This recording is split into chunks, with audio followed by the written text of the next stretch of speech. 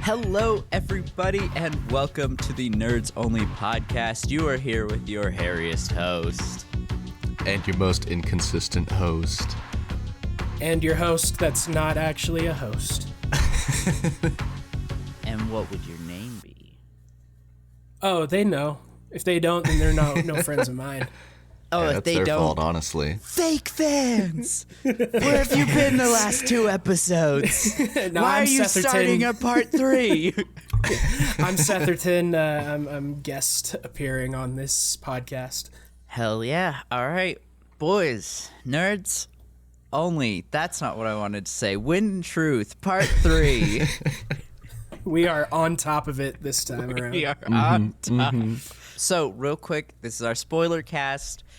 This is full spoilers for Wind and Truth. If you haven't read it yet, please stop listening. Also, probably spoilers for all the Cosmere, maybe just as connected as it is, so just keep that in mind if you're sticking around. So last week, we talked about Shallan, Renarin, R'hllane. Some good stuff there, but we also still have a lot left. What if we just start with Jasnah? We kind of brought her up in our pre-show talk. Everyone okay with that? Sure. Cool. Well, I don't have a lot to say. I enjoyed her story arc over the novel. I can see why people have some issues with it, which I'm sure we'll get into, but I liked it. I didn't love it. I feel like it was just kind of like, maybe give it like a 6 or 7 out of 10. Mm-hmm. Sure. How you guys feeling? So I don't know a ton of the, like, online opinion, I guess. But from my own personal opinion, and from what I remember from the book, I actually really enjoyed it. I think Sanderson's planning to go more into Jasnah's story, in the later half. Yeah. And so I really enjoyed, it felt like a lot of setup of this big failure for her that's going to kind of be explored more in later books. But yeah, self-contained in this one book, yeah, it was a little kind of like, oh, the really cool, logical argument was very interesting. I enjoyed it a lot. But it did just kind of cut off there, at least as well as I can remember. And so that can definitely be a little disappointing. yeah. Right. Yeah, I really liked the scene where she left that Dear John letter for Hoyd. Yeah. Like, I like that she was the one to break it off because, she is a queen. She is probably the smartest person on Roshar. There still felt like there was a slight power imbalance to their relationship. Yeah. Yeah. Because he's an immortal demigod who, killed actual God thousands of years ago. Right. So I get that, she is probably the most powerful person or one of the most powerful people on Roshar and the most capable as well. But it still felt like there's a slight imbalance because it almost felt like he was dangling Cosmere lore in front of her. Yeah. While they were in their relationship. So I really like that she was the one who broke it off with him. Yeah. Which, just to bounce off that, you're completely right. He was dangling it because we had that scene early on in the book where he gets really mad and he starts using other powers from other worlds. And we as Cosmere readers, Cosmere knots. we know what these powers are. But Right. Jasnah didn't, and it's like, okay, Hoyd, so you're not sharing everything. Yeah. Yeah. Yeah, he's kind of like the Ghost Bloods in a little bit in that, and like, oh yeah, I have all these secrets. It is a little, well, not cruel, but something close to it. Yeah. Yeah, you can definitely see why Hoyd and Kelsier hate each other because they are very much alike and use very much the same tactics with people. Yeah. Same guy, different fonts. Yeah. Exactly. Yeah, and I liked the idea of like Jasnah's final stand in this book being a logical debate. I liked the idea that Taravangian wasn't going to use any of Odium's like invested power, but was just going to sit down and have a philosophical debate to decide the entirety of Dalinar, the entirety of the fate of an entire kingdom. I did feel like she didn't put her best possible arguments forward. Yeah. And it kind of talked a little bit about it, how she felt like she was falling into Taravangian's trap by arguing about the less important things that he could have an edge in. Right. Rather than, making sure that the argument stayed centered on what she wanted it to be. But, like, it seemed like it kind of devolved into, well, here's what we'll give you. And the other saying, well, here's what we'll give you. And just kind of, like, making these acquiescences to Dalinar, when I feel like all she would have to do is say, is there any place controlled by odium where people are actually living in an okay circumstance? Yeah. Like, there's, like, everywhere where odium's influences reign supreme, it is terrible there. Yeah. And it's like, he can make all these promises, but here's what his kingdoms actually look like. And here's the overall effect he has on the people who submit to him. Yeah. And I feel like that would have been a much stronger argument than, well, here's what we can give you, and kind of negotiating like what they're able to do for the kingdoms. Just say, well, here's what he's already done to all the kingdoms that have bent the knee to him. Yeah. And so I get that, like, the book kind of touches on, she felt like it wasn't that she got out debated, it was that she got outmaneuvered and had to argue on a playing field that she wasn't prepared for. Yeah. And I get that. I just feel like, there's a couple really easy things that could have been brought up, really concrete things that could have strengthened her side. But either way, I do like the scene in general. Yeah. Yeah, and this is something that I think was actually hurt by the 10-day structure. I think if this were really any of the other novels, that this debate could have been extended across, several chapters, really got into just the nitty-gritty of it. But because we were locked into this 10-day structure and they had this debate on this day, it had to be finished within these chapters. Right. Yeah. And it did feel like there were a couple major players on this board that had to kind of take a back seat to the staggering amounts of exposition that were required for the payoff in this book. Yeah. So. But yeah, I really love that at least a part of this big epic conclusion for the first arc was a debate. It was different. Everywhere else in the world, they were fighting for their lives. And I think this was a nice breather. Yeah. Yeah. It was a really nice kind of softening of the pace right before the Sander Lynch began. Yeah. And I think Queen Finn, her choosing odium makes sense to me, just because I think through all of the novels, Brandon has shown that Finn has had her doubts here and there. Like it was all just kind of building up to this moment. Yeah, it was definitely in character. I mean, like, you look at all of Odium's strategies, he really wants those Thalen ports. Yeah. And he really wants to discredit the coalition in the Queen's eyes. Both Reyes and Taravangian both wanted that. And you see it with how he uses Sadeas soldiers in the Battle of Thalen Fields, where, you're being attacked by your own coalition type of thing. Like, his whole thing with Dalinar is discredit Dalinar and secure those ports. And so I like that, this was kind of the culmination of all of those strategies coming together. Yeah. How did we feel about his plan to, with the fake army and the unfilled fleet of ships? I don't know. I don't feel like that was super necessary. I get, like, it adds another ticking clock it's in the characters' minds, but I don't know that, like, this book is so dense with so many machinations of different strategies and things that people are trying to do. I honestly completely glazed over that whole little plot twist.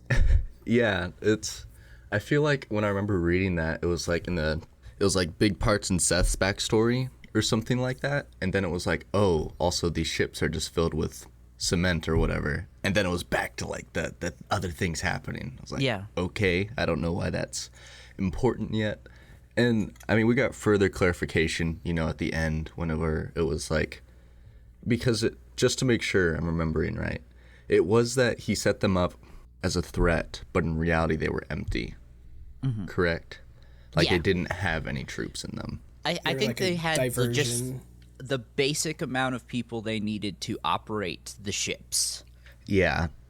And so it was just kind of like oh, okay, Thalen's not in immediate danger, I guess, but there was so much other stuff going on at the time that it just kind of, it really did get swept under the rug a little bit. Like, I don't know why that's important or why that matters right now. Yeah, I think it shifted the dynamic of the debate a little bit, because it's like Fen doesn't know that she's being outright lied to, and it's like, oh, if only, you know, the coalition knew that this wasn't a real threat, then the whole outcome of that would have changed.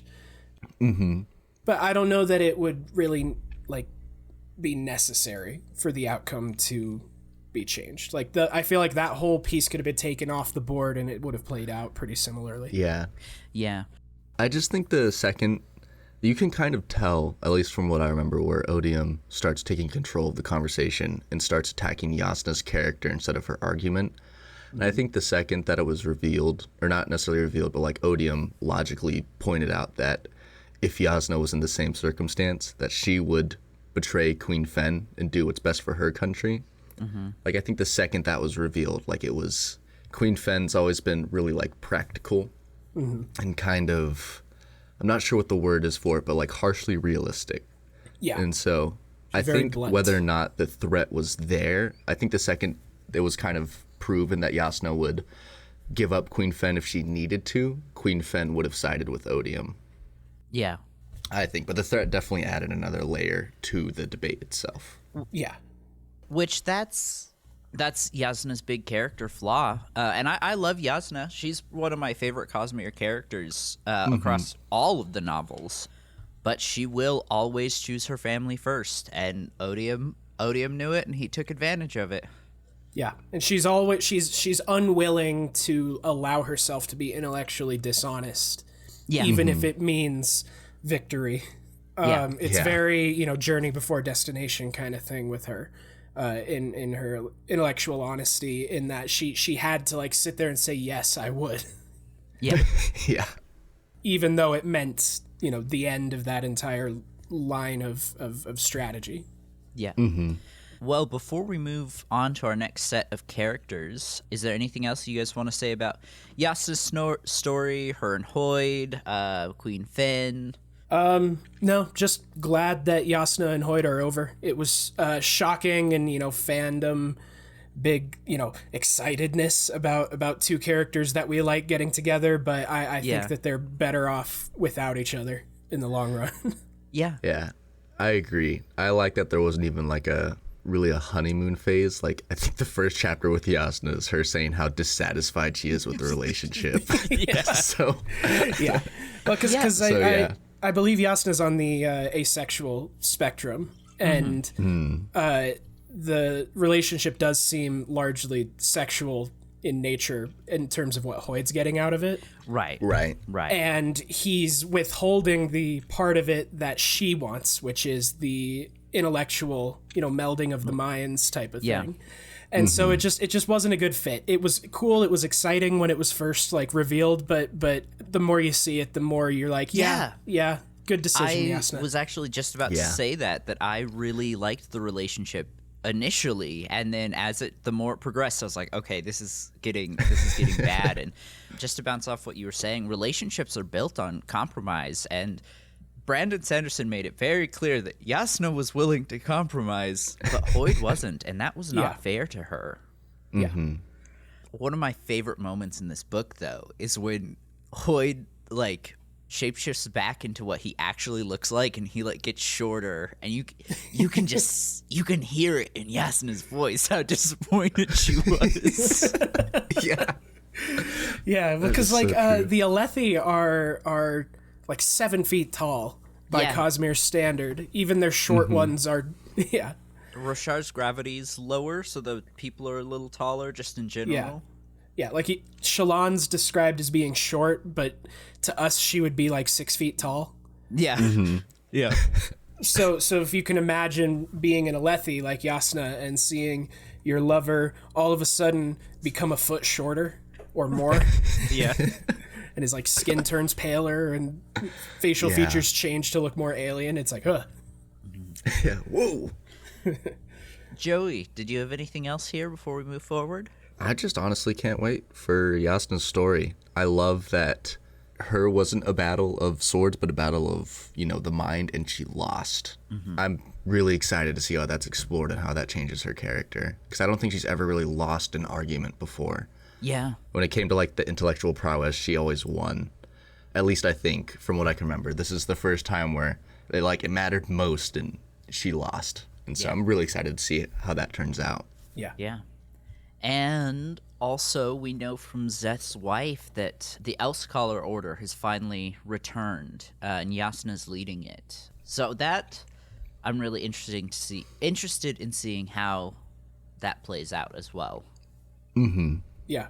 Okay, so our next segment, this was probably one of my biggest issues with the book, and this, we mentioned it a little bit last week, but in my initial spoiler-free review, I said that I really thought the novel needed to be a couple 100 pages longer, and I've got 5 characters here who I felt really got hurt, or just their story got hurt because there wasn't enough information on them. So El, Lift and Zahir, Moash, and then in connection to Moash, Sigzil. I mean, Sigzil got a lot more than the other 4, but that whole storyline, I felt like, especially the Moash section, needed to be just a little longer. Yeah. It felt, for a lot of these characters that you just listed off, like this book was kind of just doing setup for the back half. Yeah. With Moash and El, El continues to be a complete enigma to me. Yeah. Because it seemed like he was kind of more in line with Raboniel in Rhythm of War, where it's like, we're so tired of this war. Don't have absolute faith in our leadership. He's fascinated by humans. He's heretical. He doesn't have a title. Yeah. And then we didn't really get any resolution on him in this book. Yeah, like with the musings of El from Rhythm of War, I really thought he was going to play a major role, and he was just kind of there. He was just kind of there. Yeah. Yeah, he just... I honestly, when you first said his name, I was like, who? Yeah. El's the singer, right, that Odium goes to? Mm-hmm. And he's like, hey, you should do this or work for me or something like that. Yeah, like, sure. He kind of bargains with him to lead the siege of the Shattered Plains, I think. Right, yeah. right. Which is interesting that he doesn't command El. He actually has to, like, make a couple concessions to him in order to get him to work with him. Mm-hmm. Is interesting. I just realized something that is linguistic and may just be Sanderson being cute about the naming conventions. Because he likes to do that. We know that like a lot of the unmade names are very like Mesopotamian deity informed. Yeah. But Raboniel in Aramaic would literally mean teacher of El. Oh, nice. I just connection. realized that Rabboni means teacher in Aramaic and El. So there might be something there. Who knows? Okay, yeah. That's kind of cool. Nice. But yes, I hope we see more of El. And then Lift and Zahir, their chapters literally just felt like Brandon saying, hey guys, don't forget that these guys are in the book. Yeah, they're still here. I didn't forget. You shouldn't forget. And I'll see you in 6 years. Yeah. I mean, they gave us a little more. I do like that Zahel or Vasher is going to be teaching Lift something. Yes. Yep. Which is going to be really interesting because Vasher was one of the 5 scholars who were like the first ones to really, along with Chrysala, were one of the first ones to really like study investiture. And and they successfully sort of recreated a shard blade artificially. Right. By investing it with so many breaths that it took on a mind of its own. You know, Nightblood. And so I think it's going to be really interesting because Lift is kind of the odd radiant out in terms of how her powers work. Right. So I'm looking forward to her min-maxing that under Zahel's teaching in the back half. But it was really just like, hey guys, remember them? Now you do. See you later. Yeah. And that's it. Yeah, because I was just really looking forward to find out what was going on with Vasher because we didn't see him at all during the Siege of Urithiru. And then we know he did something really important. Brandon has said he did and that he may explore that later. But then to just cut in, it's like, oh yeah, he got captured. Everything else, you don't need to know. Yeah. That was really, I think, discouraging for me. Not necessarily that that's a problem with the book, just like personal expectation issues. Yeah. Sorry, Joey, you were going to say something?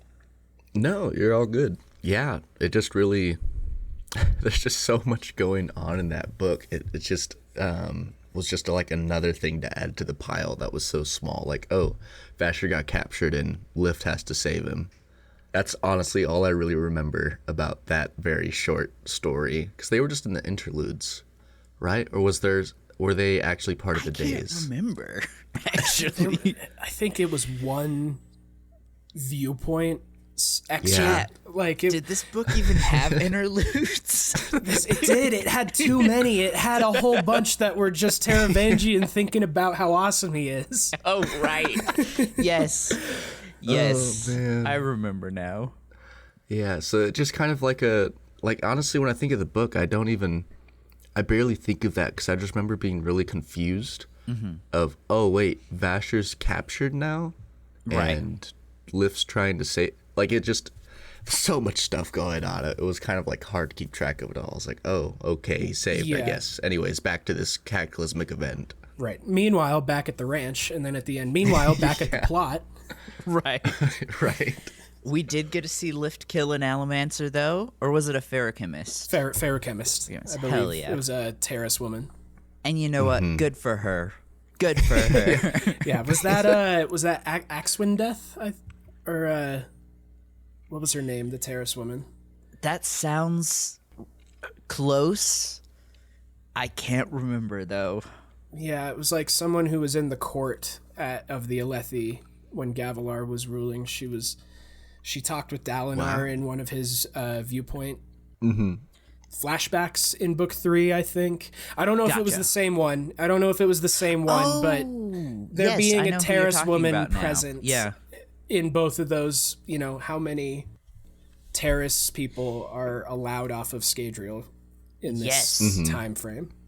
I very specifically remember, okay, this, because as I've said before, I started with Stormlight because I hate myself, apparently. I very specifically remember reading her chapters, if it is the same character, and going, okay, that's a world hopper, clearly. I know nothing else. Yeah. So I don't know if they were the same. This might have just been a Ghostblood. Yeah. Who was unrelated to whatever Axwin Death was doing with the Alethi court. It just seems like if it is different, maybe make it a little more clear that they're different people. Yeah. Because we just are immediately going to think it's the same person. Yeah. Yeah. Oh, no. Sorry. Did you have anything else? I was just going to move us to Moash. Yeah. Let's go on to Moash. This guy, listen, I hate this man, but he really got gypped in this book. Yeah. Man's had a prophecy saying he would win and still managed to muck it up. Real. Yeah. So it had got spoiled for me that Moash was going to turn bad. And literally, Words of Radiance Oathbringer, Rhythm of War. Every time he did something, I would text my sister and I'd be like, is this the really bad thing that he did that everyone hates him for? And she'd be like, no, not yet. Not yet. And it just kept getting worse and worse and worse. And then he was such an important character to the novel. And again, just with Lift and Zahir, it just kind of felt like Brandon was saying, he's still here. I haven't forgotten. Mm-hmm. Yeah. And remind me, I read this book over the span of a single week, month ago, or a month and a half ago. And he had something going on with spikes in his eyes, right? Yes. Like crystal. Yeah, it's like a crystalline version of the Inquisitors. Yeah, that's spooky. And really did feel like set up like, oh, wait till the back half. Yeah. Joey and I, we've talked about it. I've got a theory that I know people on Squadron refer... Oh, what is his name? Kelsier's brother? Marsh. Wait, no. It is Marsh? Yeah. Yeah. They refer Iron to him Eyes. as Death. But we see from Tress that people refer to Death as Iron Eyes. So I have a theory that maybe it may not be Marsh as a Cosmere standard for Death. It may actually end up being Moash. Yeah, and it's That'd really be interesting. In Tress, it doesn't say metal spikes. It just says spikes in his eyes. Mm-hmm. Yeah, that's fair. So that is interesting. I feel like this is... I know Brandon kind of addressed that in Tress and said that like there's sort of these cultural permeations that happen of personifications of death, but now here we have a second one, potentially, that could help fuel that. Mm-hmm. Yeah. But yeah, I still think his scenes were cool. I thought his fight against Bridge 4 was great. Them actually being able to beat him just narratively felt so good. Felt so good. Yeah. It did feel good. I do feel like Moash has never gotten the L once in anything he's ever tried. So I do have a little bit of trouble seeing him as a legitimate threat now. Yeah. Where it's like, okay, you're going to show up and then some other part of you is going to stop working because that's what's happened every time. Yeah. I do have a little bit. It's like mostly it's like the emotional impact of seeing him arrive that works for me with Moash. But like I'm like, yeah, you're just gonna get beat, and then you're gonna retreat, and then you're gonna get a new power, and then you're gonna come back and get beat again.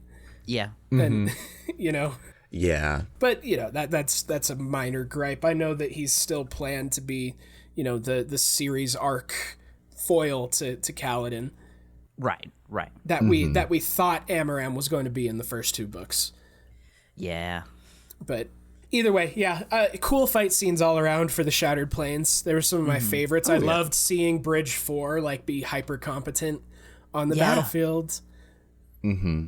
Sigzil's fight scenes I think were actually my favorite combat scenes in the book. Nice. Because he's got that sort of more scientific mind where he can reason out and figure out like exactly what the limits of his powers are and use them to their fullest effect. Yeah. Mm-hmm. And he gave us the only other bit of foreshadowing as to the actual ending of the book, where he renounced his oaths in order to circumvent the death rattle that prophesied his death. Yeah. Right. Yeah. Right. What was his friend's name? I really don't remember. Yeah, I don't know. Sigil Sprin. She left it. Oh, that She's scene, gone. That was really heartbreaking. Yeah. And then even what hurt even more was, I think it was towards the very end of the book where he wrote to her and she just wouldn't write back or wouldn't reach out, which I know she's upset, but he also saved her, and that's such a weird like emotional complexity that I really enjoy. Yeah. Well, because Ba-Edo Mishram wasn't freed at that point, was she? I don't think so, because Sigil was specifically thinking about one of the last things he thought before he did it was, I sure hope Adelin's right and that we can fix this, or we can fix the Deadeyes. Yeah, that's gotta hurt as the Honor Spren who was like one of the few who still trusted humans not to turn them into Deadeyes. Right, yeah. Yeah. which I understand. That's one of the things that it is really good because it is super complex. But man, I was so sad whenever it was that little portion where Sigil was like, yeah, I tried to contact to her, but she never responded. I was like, oh. Yeah. So I've got a question for you boys. Now that we've all read Sunlit Man and Wind and Truth, Brandon specifically recommended reading Sunlit Man first. How are you guys feeling about the reading order, just for these two? I mean, yeah, I typically say release order is the way that these sort of things should be approached. Yeah. Mm-hmm. Just because when you write a new book, you're working based on what you've done before. And so if you do Sunlit Man after, it does like answer some questions versus if you do Sunlit Man before, you're seeing origins. Yeah. And so it's, you know, how confused do you want to be? Do you want to be confused by this whole book whose point is how did he get here and what happened in the interim and then get answers to that? Or do you want to be confused by Wind and Truth and be like, what was going on? What was the point of that? And then reading the book that answers that question. Yeah. Mm-hmm. My personal preference, I usually like chronological order. And so for me, I just like reading things in the order in which they happened in the narrative. Yeah. And so, honestly, looking at both, I would probably read Wind and Truth first, and then Sigil's story, or Sunlit Man, because I was just really confused the entire time. Like, the question of how did he get here was so prevalent that it almost took away a little bit from the story for me. I see. So, I would read it first so I have that answer, so I could better understand Sigil's character in the Sunlit Man. But I also think reading it in release order also works really well. It is just kind of personal preference a little bit. Yeah, I think, you know, these two novels, at the end of the day, they spoil each other, so what do you want spoiled? Yeah, For me, I think I would recommend reading Wind and Truth first, just because the tension of those Moash scenes, I think kind of gets ruined a little bit because of Sunlit Man. Having read it first, I was like, well, okay, Sigil's not gonna die. I mean, something's gonna happen to his friend. This clearly isn't Ox, but Sigil's gonna be fine. Yeah, and it was like, it did kind of take the edge off of that prophecy. Yeah. That death rattle. Because when I read that, I was like, holy cow, how are you going to do this? Every single death rattle we've seen before has been shown to come true. How are you going to circumvent this? But then it was like, oh yeah, he has a whole book from like hundreds of years in the future. Not only does he survive, he survives better than anyone else on this planet right now. Right. So, yeah. I'm really glad you brought up that it's hundreds of years in the future. So sorry, Joey, we did talk about the time dilation without you last week. Oh, that's okay. But we know in this novel, Thydakar Kelsier said that Roshar should return to Cosmere standard time flow within about 50 to 70 years, roughly.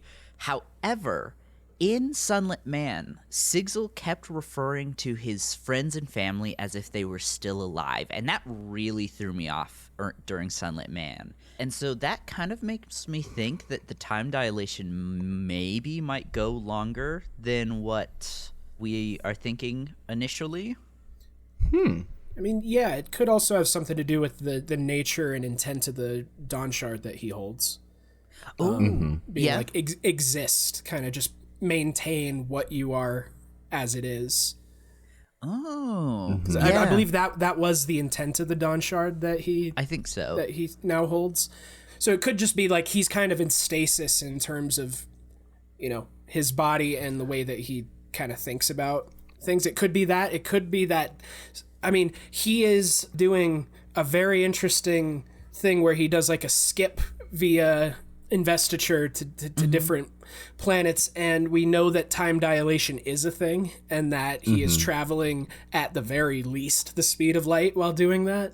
So it could be that like this is several hundred years in the future, or even like 1,000 years in the future for the rest of the Cosmere, but to him, because he's traveling the speed of light, time is kind of dilated around him, and so it's only been like 10, 20 years for him, but it's been thousands Yeah. for everybody else. Oh, that breaks my heart because maybe all his friends are dead and he just doesn't know it.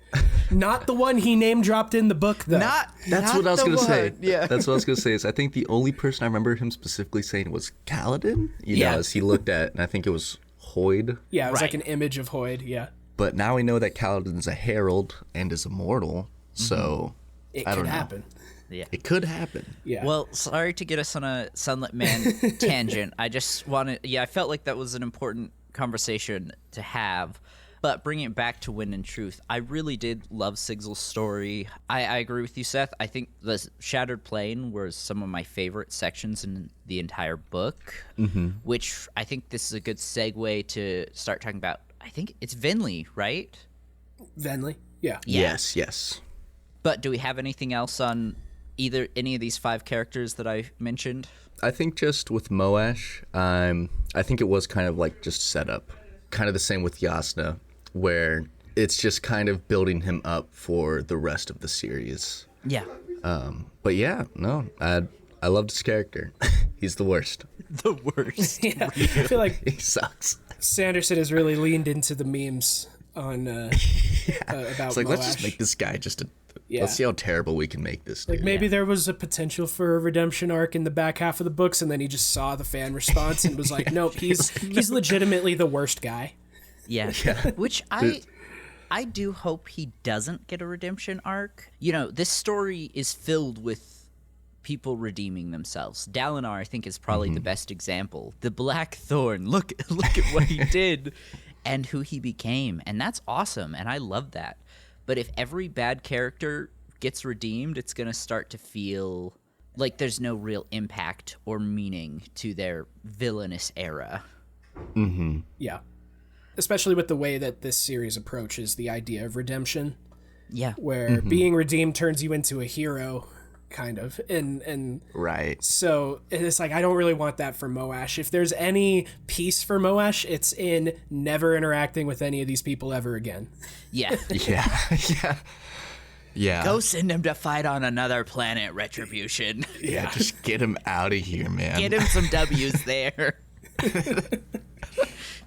What are the people on Lumar gonna do against this flying windrunner? He just falls into the spores and immediately. Yeah, just suffocates. He doesn't have lungs anymore. We got to find an investiture way to give him lungs again. Yeah. Oh, man. Okay, so moving forward to Venli, I loved how this played out with her and her listeners coming to the Shattered Plains, because I was so sure as I was reading these chapters that that's how the Shattered Plane arc was going to end, with her showing up with Radiance and Chasm Fiends, and they were just going to plow through the Singer armies and save the day, and they just instead did a little sneaky where they transferred ownership back to them. I loved the legal loophole of how the Shattered Plains ended. We had our great like final stand, it ends in battle type of thing with Adolin. The whole yes, we have officially signed the documents. You are now the proud owner of these Shattered Plains, and congratulations. Like, okay. I'll grab the keys and enjoy. Yeah. I just thought it was a really great way to make it feel different. You know, this whole novel, we've talked about it several times about how it's just really one big battle for the fate of the world, and every little area ends very differently, and I really loved that. Yeah. I think they ended fairly neutrally. Like, I think everyone was, for the most part, like, oh, I'm on Odium's side, or oh, I'm on, Dalinar's side. But I think Venli and the Chasm Fiends were kind of just, I'm glad we have this place, and now we want to rebuild our culture. Yeah. I really liked that a lot at the end of that battle, that it wasn't like, okay, now how are we going to continue to fight against Retribution? It was, we'll just see how things work out. We're just kind of happy we got what we got. Yeah. That was kind of refreshing in a sense. Yeah. I was going to say that I like how the victories that were gotten still aren't all under one banner. That, the Azish people have their place, the listeners have theirs, the Radiants have the tower, but the coalition itself is basically fractured at this point. Yeah. I think that leaves the door opens for some really interesting political intrigue in the back half. Yeah.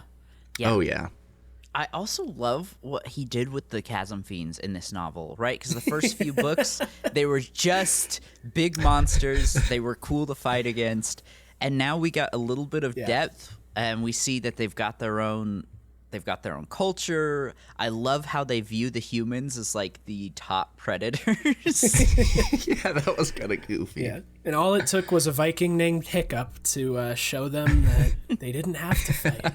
We could be different. We could be friends. I believe that if given the opportunity, Dan Wells would write that story of it's just How to Train Your Dragon, but it's between this little singer kid and a Chasm Fiend. Hell yeah. Yeah, I would buy that book. I would buy that book. I also like the small details, though, of the fact that not all of the Chasm Fiends did join them. That there were still, like, wild ones out there, you know, which, again, just gives depth to these are real things that actually have some sapience and they could make their own decision. Yeah, it definitely added to their autonomy, making them seem like a very real culture. So yeah, it was kind of out of nowhere, but I did really like it. I was just kind of, oh my goodness, it was a very wild pull, but I really enjoyed it a lot. Yeah.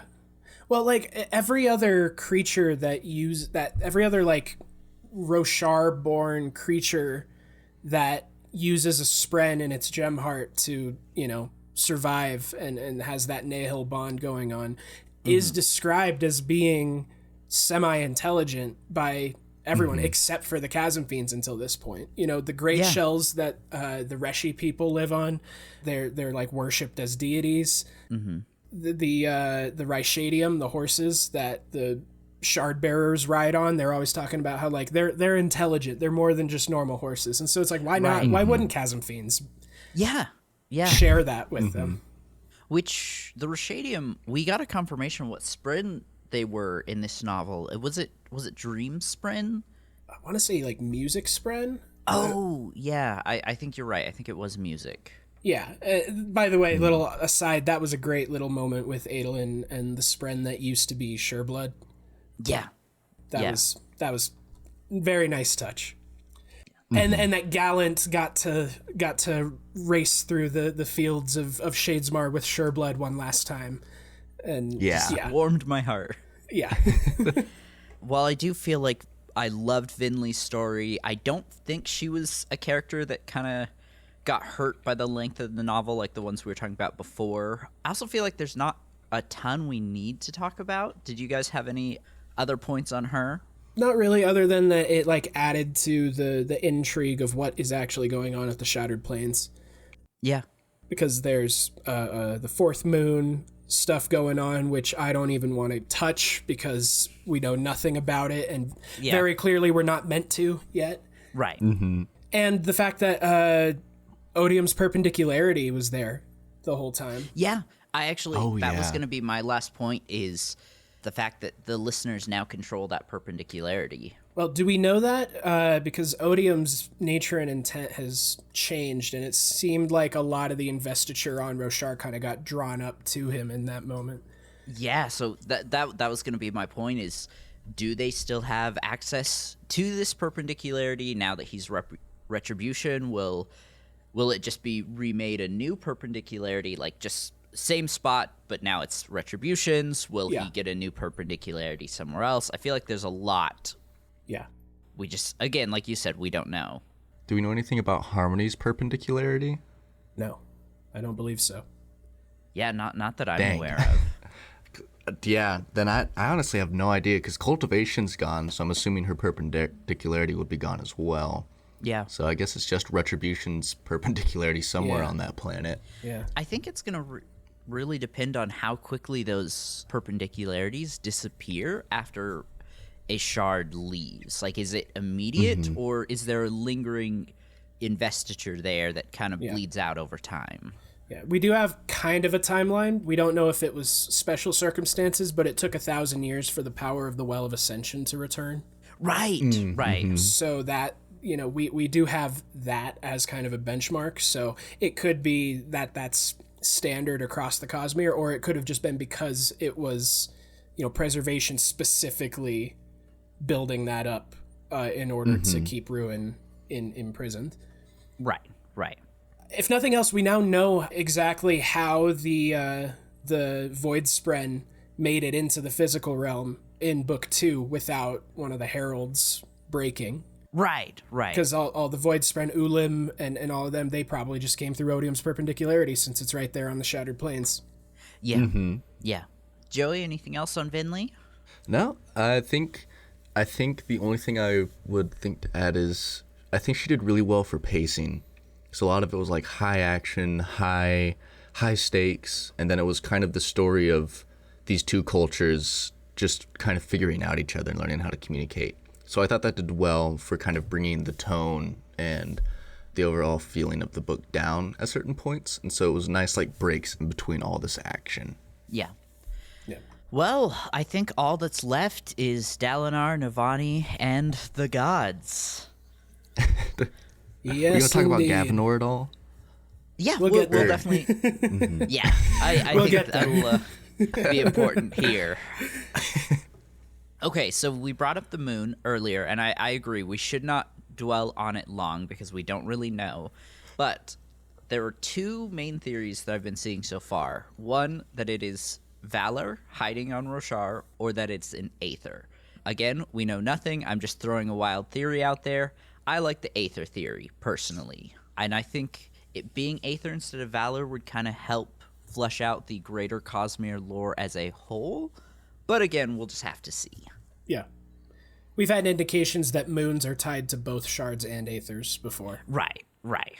And we do have a direct reference to Aether as a substance being on Roshar. Right.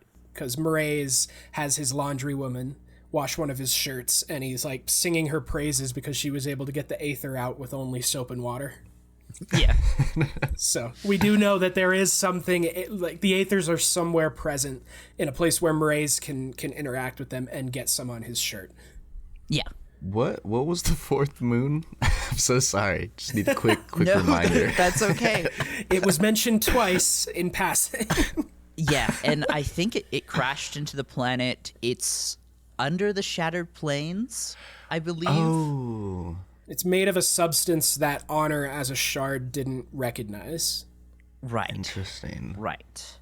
So again, I think that's really about it that we know. That's all. Honor talks about not recognizing it, and that's it. That's it? Yeah. So it's okay that I didn't remember it. I was Yeah. like, what is this fourth moon? And it was in passing while Honor was currently battling with Odium and actively shattering the planes. It's just like, oh Yeah. wait, there's like another Yeah. moon here. Huh. Yo, there's Anyways. a thing down there. There's something under there. Listen, out of us forgetting things, Seth and I both forgot separate characters swearing the fifth ideal. So you Yep. forgetting about a random moon, I think that's totally okay. Yeah. Oh, man. Okay, so a lot of this book was a huge lore dump, which I've seen some people didn't like, and I think that's totally okay. Me, I'm a big lore guy. I was eating that up. Oh, it's just so good. Yeah, give me more, Brandon. And I loved it. I loved all the lore. It was cool to see the laws or the nature of investiture and all of that kind of get explored a bit more and explained a bit more, and that was really cool. I liked it a lot. I thought it was a really interesting way for him to handle the spiritual realm. He's talked about time being like a bell, right, that echoes throughout the spiritual realm, something like that. So to have them actually going through the spiritual realm and walking through the thousands of years of history, I just thought was a great concept.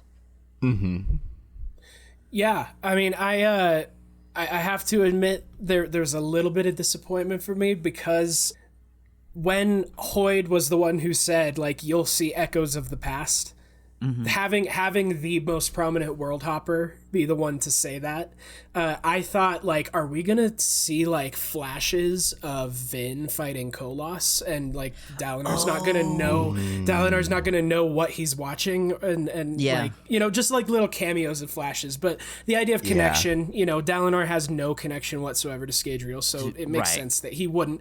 I just got a little excited, like, are we gonna get like how many cameos can we fit into this? Are we going to see, you know, Raoden correcting Elantris's Aeon to you know, revive the city? Are we going to see the creation of Nightblood? Or, you know, but it's fine. It's fine.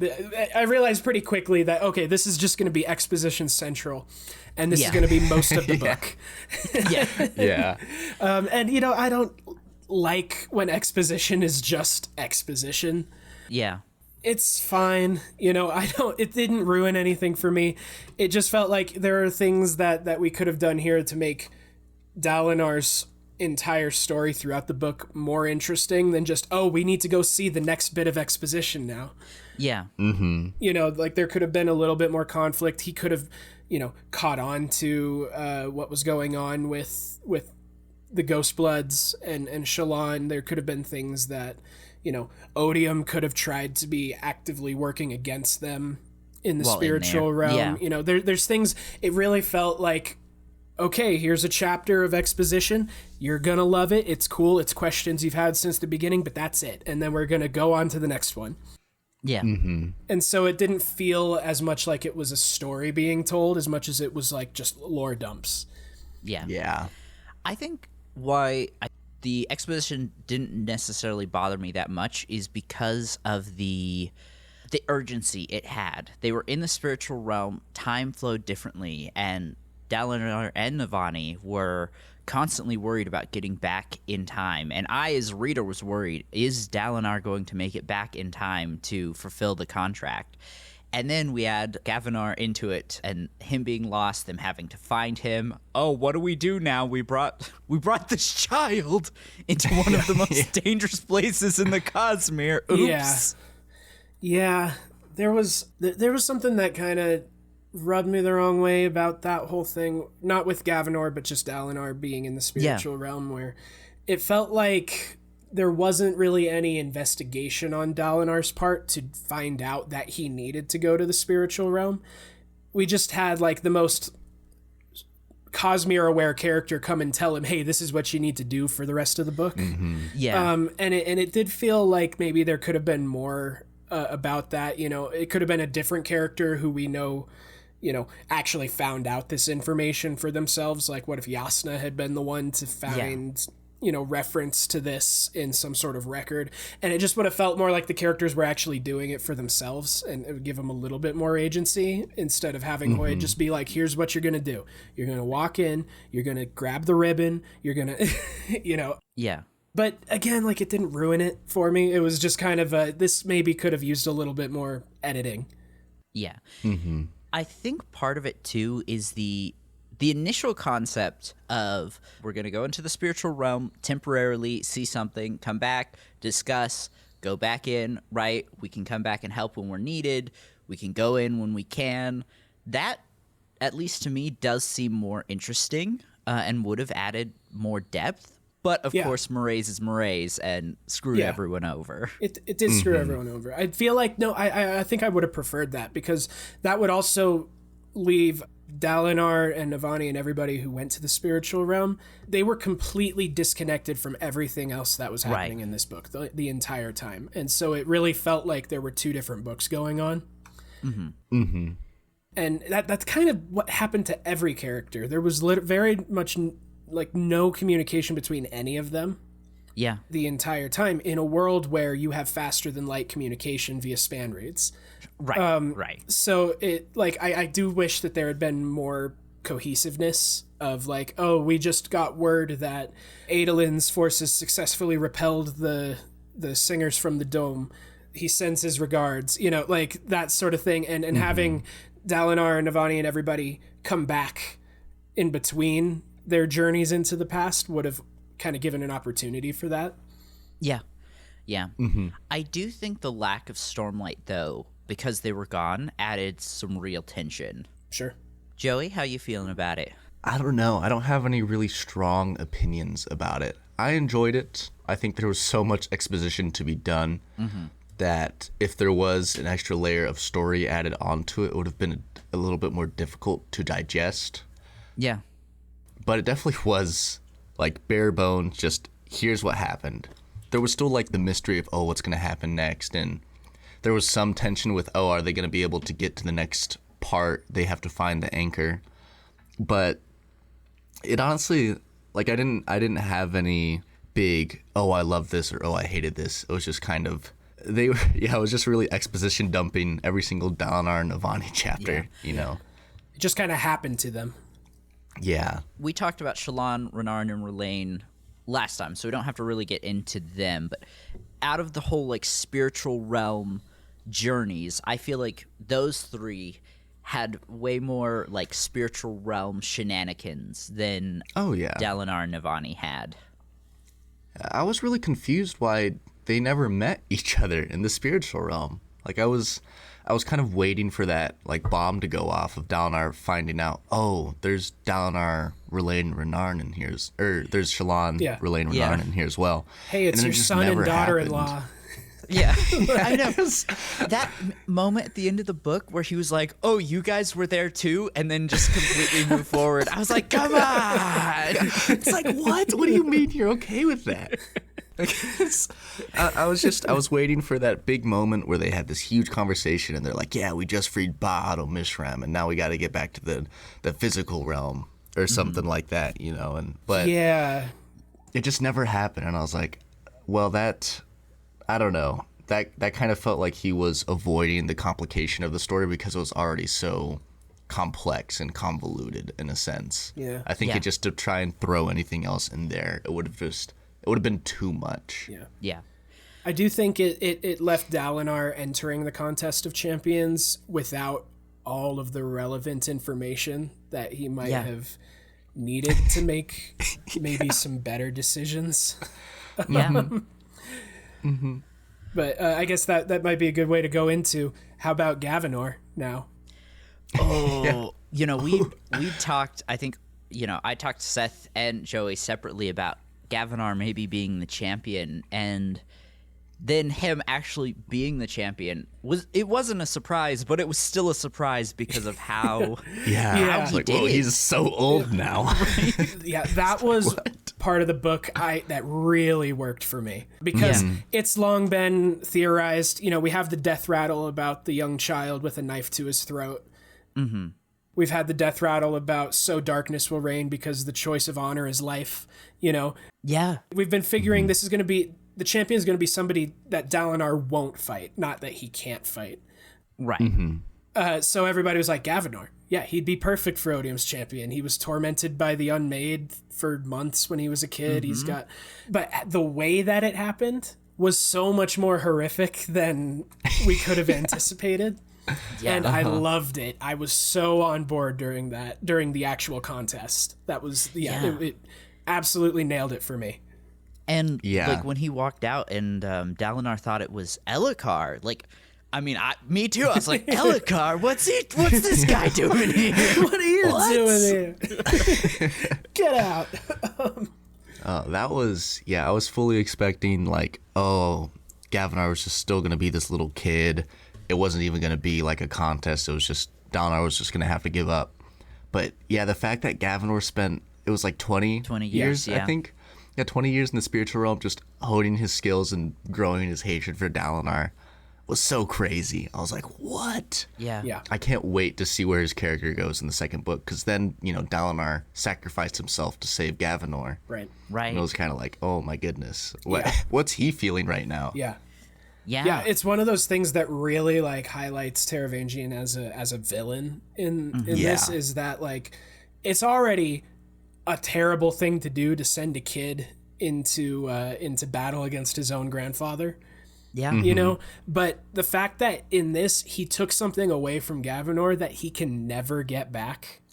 is really just despicable. And you know, it's another reason I was so there for it. It was like, yeah, this is like true villain status now. You're not just an opposing force. You are maliciously causing harm. Right. And he took 20 years of his life to prepare him for this battle, and then he didn't even get to have the battle. He walks out, and Taravangian freezes him, and he's just forced to watch as these two men talk. Yeah. That must have been so crushing for him. Yeah. No, he's definitely going to be one of like the most anticipated characters for me to see again in the back half. Yeah. I know. I can't wait to see, like, him and Jasnah is what I'm looking forward to the most. Yeah. Navani, I liked her arc through this book. However, I do feel like she's another character that just kind of got sidelined. We talked about Kaladin and Shallan, their arcs kind of finishing in book 4 and them just kind of being like more background characters, and I feel like Navani kind of fell into that as well. Or maybe not background, but more of a support role for Dalinar and his story here. Yeah. Yeah. She was just kind of there to serve his purposes in the story. Yeah. Yeah. And then she just ended up in a coma.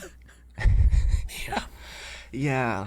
I felt she just sometimes added like a different perspective to kind of change up the exposition dumps and how they were given to us. It was, instead of Dalinar's perspective, now we can look at it through Navani's perspective. Right. Which was slightly interesting, but yeah, other than that, there wasn't really like much to being added to her character there or anything like that. Yeah. Yeah. This book did have an unfortunate thing that I kind of felt intuitively about it, that there were a lot of characters who didn't feel like they had agency, not because they weren't making choices, but it felt like the choices they were making were for the sake of the plot. In order so that the plot could happen, rather than making the choices that they would have made in other circumstances. Yeah, I agree. There were some times when it was like, would Dalinar have actually done that? Would Navani have actually said that? Probably not, but it needs to be said for the next big plot thing to happen. Yeah, I definitely agree.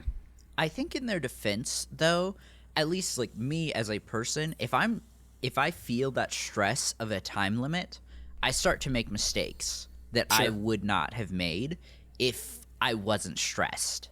And I think we can I could at least feel that from the characters reading this novel and the just horrible time limit they were set on. Yeah. That was Dalinar's time limit, though. Yes, listen, He chose that. everyone else is allowed to be stressed about the 10 days, except for Dalinar. You cannot he said complain. that Yeah. You could have been like, let's make it 2 months. And I don't think Odium would have had a problem with that. Yeah. Yeah. Oh, It would have given Odium more time to do his machinations of how he was going to be at like controlling the whole planet by the end of it. Yeah. I do agree that a lot of the characters' choices did feel like they were just serving the plot. Like it was, this is really convenient that things happened out this way. And, it would work so good if Dalinar did this, even though he might have done this instead. Yeah. I will say that's something that, it didn't take me out of it a lot, but sometimes when it was more noticeable, it was kind of like, yes, the story here is amazing, and I love it, but it does lose some of that aspect of not realism or like realisticness. Internal I don't know. consistency. Yeah, exactly. Yeah, it felt like character kind of got put on the back seat for this story in favor of plot. Yeah. I agree. Which I have mixed feelings about because it's still a novel. We still need to have good like character development and stuff, but also at the same time it's the end of a 5-book arc where we've already had so much character development over the last 4 books, and now it's like, okay, time to get stuff done. Yeah. Yeah, I mean, that's fair. So moving on to our 3 gods, maybe we start with cultivation first. I feel like she's probably who we'll talk about the least. Yeah. She's a dragon, and I love her. She was great. I have mixed feelings about it because the first 4 novels made it feel like she kind of had a master plan, and I think she did, but everything kind of fell apart for her in this novel, and then she just kind of ran away. Yeah, her whole thing was, I'm going to make Taravangian odium, and then I'm going to change him. Right. Which, I don't know why she think that would work. Yeah, it's like, I can fix him. I can make the new bearer of odium, this great guy, and he'll be wonderful. It's, what? When did you ever think that was going to work? Yeah. Like, I don't know. Yeah, just a quick aside. I pictured her throughout this entire book as Abria Iyengar from she's a DM who does actual play stuff. She's done some stuff for Critical Role and Dimension 20 and Adventure Zone. I think I know who you're talking about. Yeah, sorry. Just quick aside, that just like perfect match in my head. Yeah. I think one of the big like themes of this book in regards to the Shards is they are not what you expect them to be. They are not gods in a philosophical sense. They have the powers of God, but they are just people holding that power and misusing it.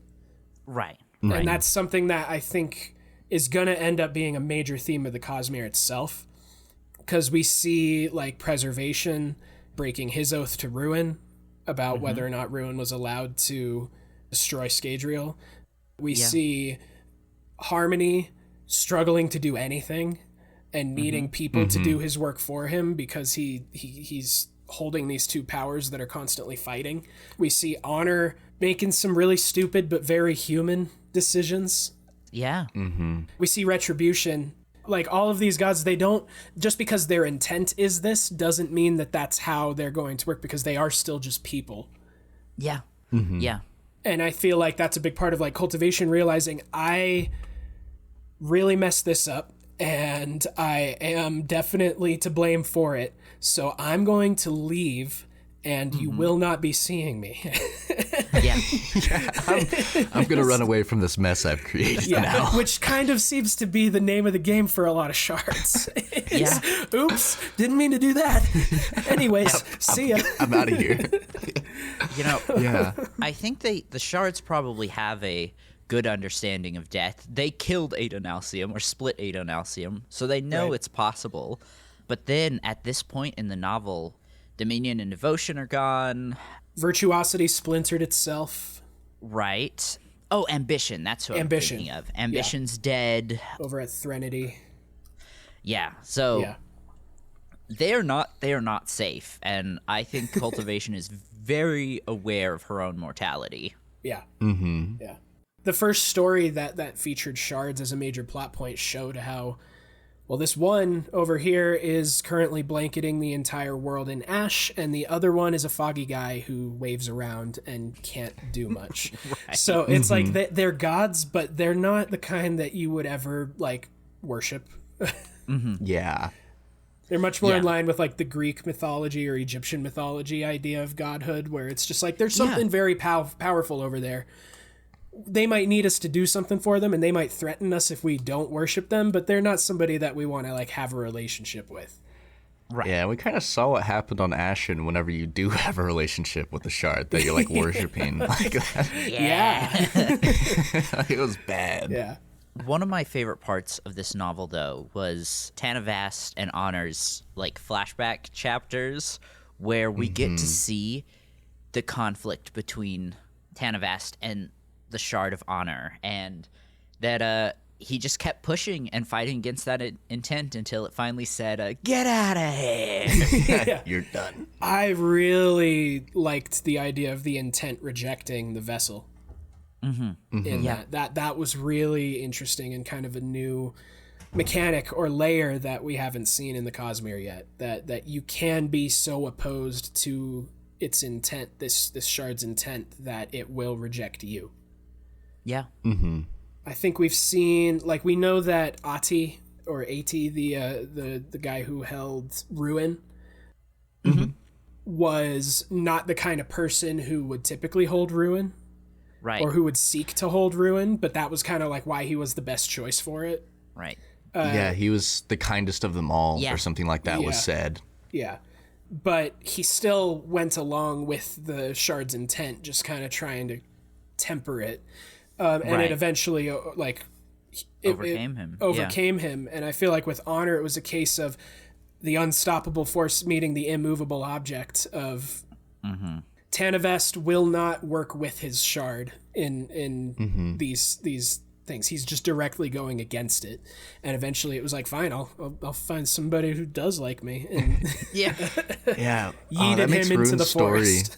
Yeah. or like Ati's story, like more sad, because it was either like let the power of ruin find someone else or go along with it. It's like, what do you do? Yeah. But, so that was just a super random side note. But Yeah. It's a tragedy for sure. And then we get to see Dalinar. What is this weird king's name that he meets at the very end? They've talked about him throughout the books. Nohadon? Nohadon? Okay. Is that so we go who we're talking about? Yeah. The guy who wrote The Way of Kings? Yeah. Okay. Dalinar goes and meets him, and they find like the Shard of Honor, and it's just a little kid. I thought that was a really interesting twist. Yeah. Yeah, it was weird. It is interesting how it's kind of, I could see it possibly being like Adonasium, quote unquote, reforming. This idea of Dalinar in his final moments is telling Honor, who we see as like sentient, the intent is like alive and can make decisions. He's like, go learn from Odium. Go see where, following your nature gets you, is kind of the vibe I was getting at the end of like, no, go see Honor fulfilled and see what happens now that you kind of have a mind of your own.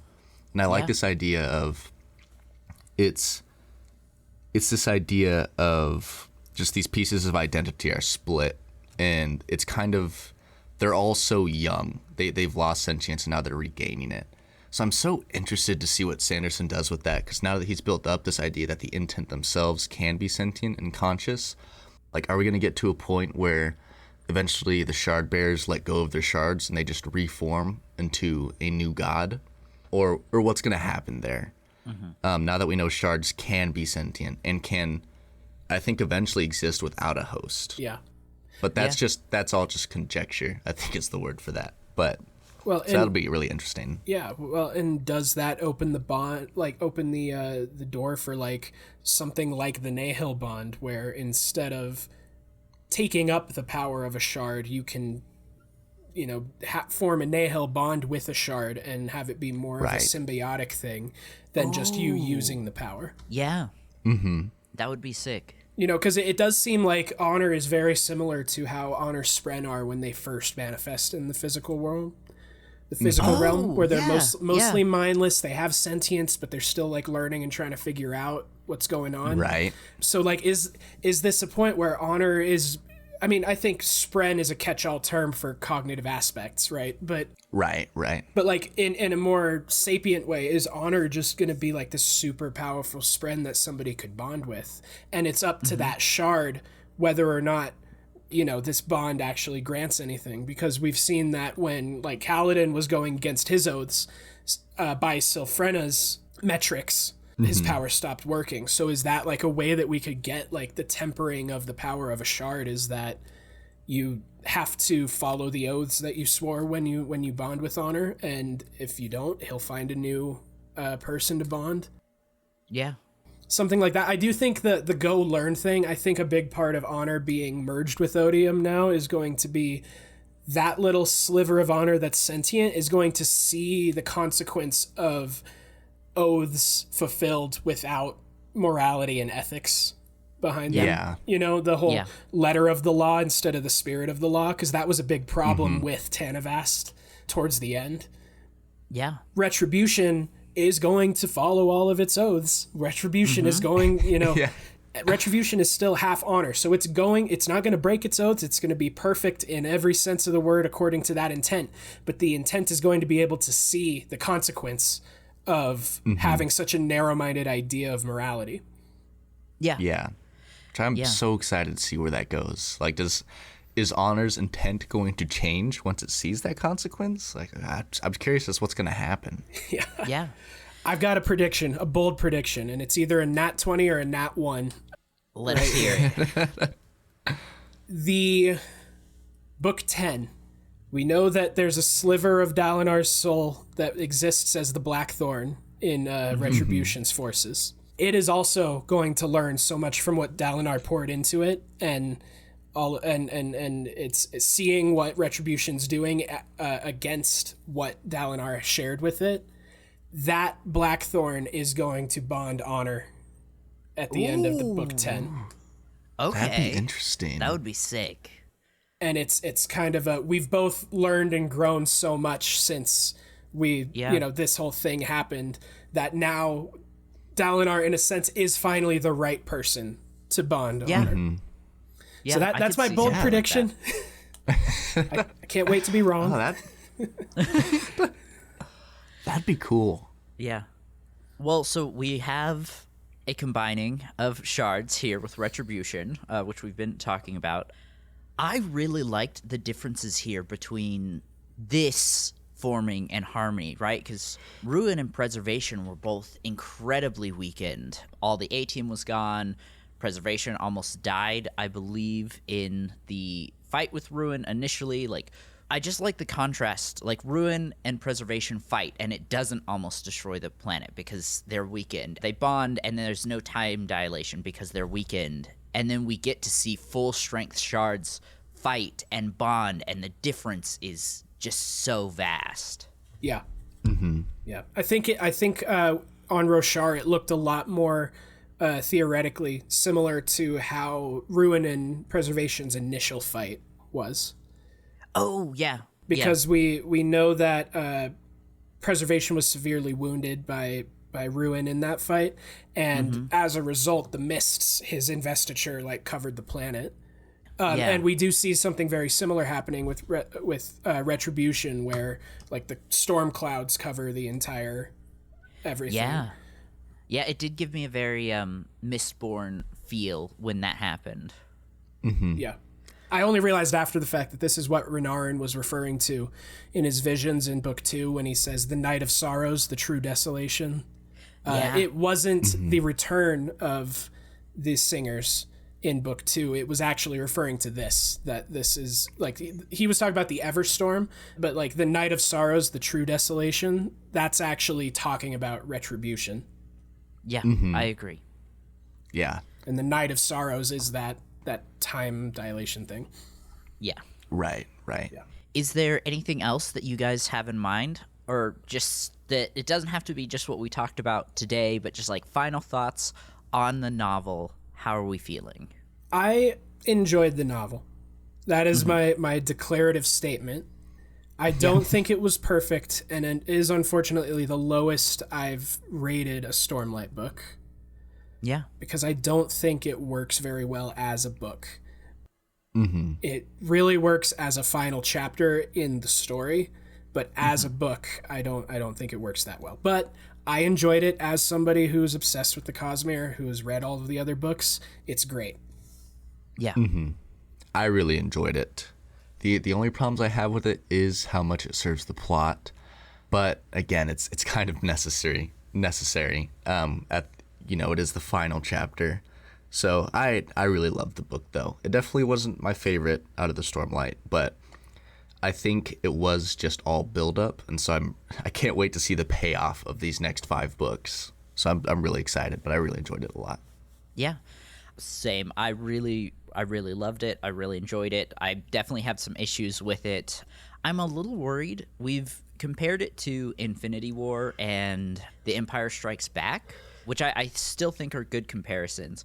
But if we look at through these things, I definitely feel like Empire Strikes Back and Infinity War were much stronger parts of their series than their follow-ups. I really enjoy Infinity War much more than Endgame, and I definitely enjoy Empire Strikes Back more than Return of the Jedi. Not that it's bad. I still love Endgame. I still love Return of the Jedi.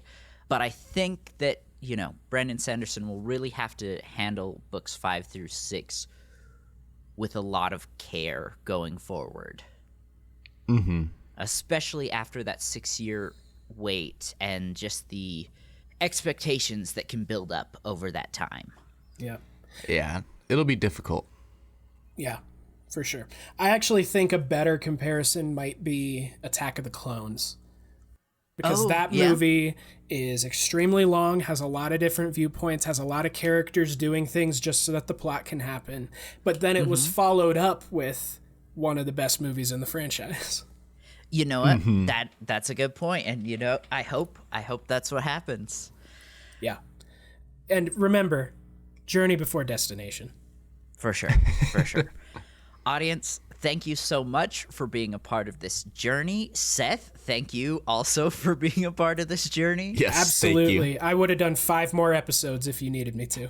Hell yeah. It's been great having you. And same thing as last week. Maybe somebody just tuned in for this part. They haven't listened to part 1 or 2. Where can they find you?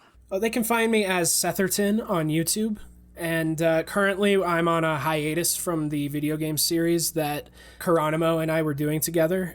His life has gotten very busy and my life has got very tired. So we are we're going to be taking a hiatus. I do have some projects in the works currently, and hopefully, you know, those come out pretty soon. But that's where you can find me. And yeah, that's it.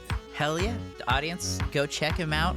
Same thing. I'll leave a link in the description for you to go find his channel. And thank you for listening, and I'll see you in the next one. Goodbye, everybody. Go drink some water. See ya.